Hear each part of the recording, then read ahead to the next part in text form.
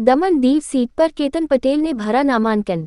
नमस्कार, विश्व प्रतिभा न्यूज में आप सभी का स्वागत है।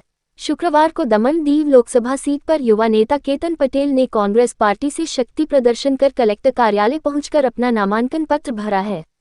लोकसभा के सामान्य चुनाव के तीसरे चरण के चुनाव में उम्मीदवार पत्र भरने के अंतिम दिन दमन दीव लोकसभा सीट से कांग्रेस के प्रत्याशी के रूप में केतन पटेल ने दमन चुनाव अधिकारी के समक्ष अपनी उम्मीदवारी जताई है। इससे पहले दमन मच्छी मार्केट के पास केतन पटेल ने कार्यकर्ताओं को अभिवादन भी किया। बता दें कि दमन लोकसभा सीट पर अभी तक भाजपा से लालूभाई पटेल, निर्दलीय उम्मीदवार उमेश पटेल और कांग्रेस प्रत्याशी केतन पटेल के बीच तिरंगी जंग देखने को मिल सकती है। देखिए ये खबर। ऐसे ही तमाम खबरों को जानने के लिए हमारे चैनल को सब्सक्राइब जरूर करें। धन्यवाद। तो तमारा माध्यमथी दमन दीववासीओनो आभार व्यक्त करूँ અને ખાસ કરી બહેનોનો ઘણી સંખ્યા મોટી સંખ્યામાં જેઓ આજે હાજર હતા અને ગામે ગામેથી આવ્યા હતા અને સ્વયંભૂ આવ્યા હતા। મેં કોઈને બોલવા માંગતો નહીં હતો કે જે રીતે ભયનો માહોલ પેદા કર્યો હતો તો હું બી ચાહતો નથી કે કોઈને પ્રોબ્લેમ થાય એટલે કોઈને બોલાવ્યા નહીં હતા, પણ સ્વયંભૂ જે રીતે આવ્યા એ જોઈને મને એવું લાગ્યું કે ખરેખર દિલથી આવ્યા છે અને કોંગ્રેસ પાર્ટીની જીત નિશ્ચિત છે। ઘણા બધા મુદ્દાઓ છે જે રીતે તમે મને પૂછ્યું એ મુદ્દાઓનો ભંડાર છે, મોટો ટોપલો છે। અમે એક જ મુદ્દાને લઈને લડીશું, એ છે બેરોજગાર। આજે દમણ અને દીવના યુવાઓ બેરોજગાર છે, કોઈને સરકારી નોકરી મળતી નથી અને સરકારી નોકરી મળે છે તો માત્ર ને માત્ર બહારના લોકોને। શા માટે ભાઈ બહારના લોકોને? આજે તમે જોયું હશે કે પોલીસ ડિપાર્ટમેન્ટમાં બહારથી લોકો ભરતી થઈ રહ્યા છે। આ શું? પંજાબથી, હરિયાણાથી, દિલ્હીથી, સાઉથથી આ શું થઈ રહ્યું છે ભાઈ? સી અને ડી ગ્રુપમાં આવે છે, બીમાં આ લોકો માત્ર ને માત્ર દમણના જ લોકોને અહીંયા ભરતી થવું જોઈએ। કોઈ બી વેકેન્સી આવે તો વેકેન્સીમાં દમણના લોકો ભરતી થાય, પણ શા માટે હમણાં નથી થતા? કારણ કે સી અને ડી ગ્રુપ જે ડોમિસાઇલ હતું એને આ લોકોએ કાઢી નાખ્યું અને ઓપન ઇન્ટરવ્યૂ કરી નાખ્યું। તો ડોમિસાઇલ લાવવામાં અમે બહુ મહેનત કરી હતી અને આ કોંગ્રેસ પાર્ટીનું દેન હતું। જે તે સમયે કોંગ્રેસ પાર્ટી સી અને ડી ગ્રુપમાં ડોમિસાઇલ લાવી હતી, ડોમિસાઇલના 20-25માં કાઉન્ટ કરતા હતા। જે તે સમયે માત્ર ફક્ત આપણા દમણ દીવનો જ યુવા અને આપણી બહેનો અહીંયા ભરતી થતા હતા, પણ હવે બહારના લોકો થઈ રહ્યા છે। તો આ મુદ્દો બહુ મોટો મુદ્દો છે। બીજું કે લોકોને ઘરબહાર વગર કરી રહ્યા છે।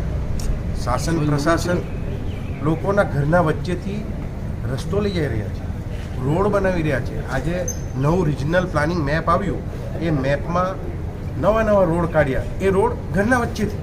આજે લોકોએ આટલી મહેનતથી ઘર બનાવ્યા અને ઘર અમે કોઈ ગામડામાં ઘર હાઉસ નંબર કોણ આપે ભાઈ? પંચાયત આપે, મ્યુનિસિપાલિટી આપે। તમે ટાઉન પ્લાનિંગ ક્યાંથી લાવ્યા ગામમાં? કોઈ ગામમાં કોઈ એને કેવું કરાવતી ને તો આપણી નાનો ટુકડો હોય એગ્રીકલ્ચર તો આપણે ફાર્મ હાઉસ બતાવીને આપણે ઘર નંબર લઈને ઘર બનાવતા। પણ આ નવા કાયદા રોજ લાવે છે તો એને નેસ નાબૂદ કરવાની જરૂર છે।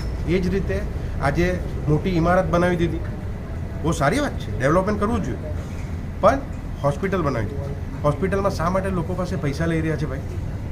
તો આ બધા મુદ્દાઓ છે અને આ બધા મુદ્દાઓ લઈને જશું। દીવમાં ઘણી બધી સમસ્યાઓ છે, આ બધા મુદ્દાઓ લઈને અમે જશું અને ઓલરેડી અમારા આ બધા કાર્યક્રમ ચાલુ જ છે।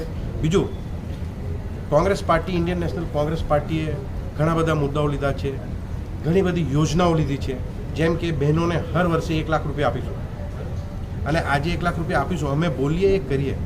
કર્ણાટકમાં અમારી સરકાર કે તેલંગાણામાં તમે જોઈ શકો, ત્યાં ઓલરેડી અમે ચાલુ કરી દીધું, ઓલરેડી પૈસા આપી રહ્યા છે।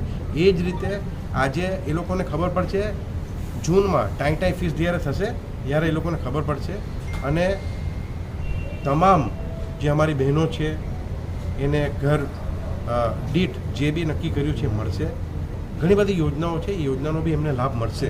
તો હું વધુ લાંબુ કહેવા માગતો નથી, પરંતુ એટલું જ કહીશ કે આજે શાસન પ્રશાસનની જે રીતે તાનાશાહી છે એ તાનાશાહીને નેસ્ત નાબૂદ કરવાની જરૂર છે અને આ તાનાશાહીની વિરુદ્ધની લડાઈ છે। આ કોઈ આ લોકસભા લડી રહ્યા છે, આ કોઈ નાની લડાઈ નથી, આ એક તાનાશાહીની વિરુદ્ધ લડાઈ છે અને આ તાનાશાહી અને ભય જે રીતે ભયનો માહોલ પેદા કર્યો છે એ ભયની વિરુદ્ધ લડાઈ છે। આજે હું એમ નથી કહેતો કે તમામ ઓફિસરો, ઘણા સારા ઓફિસરો છે, હમણાં 1-2 ઓફિસર્સ સાથે મારી વાર્તાલાપ થઈ, ઘણા બધા સારા, હું આજે એમને 4 વર્ષ પછી મળ્યો હશે, પરંતુ સારા ઓફિસર્સ બી છે, પણ જે અહીંયા તાનાશાહી પેદા કરી રહ્યા છે એને નેસ્ત નાબૂદ કરવાની જરૂર છે અને જનતા કોંગ્રેસના પડખે રહેશે અને હું 2 હાથ જોડીને એટલી જ વિનંતી કરીશ તમારા માધ્યમથી કે કોંગ્રેસ પાર્ટીને જીતાડો.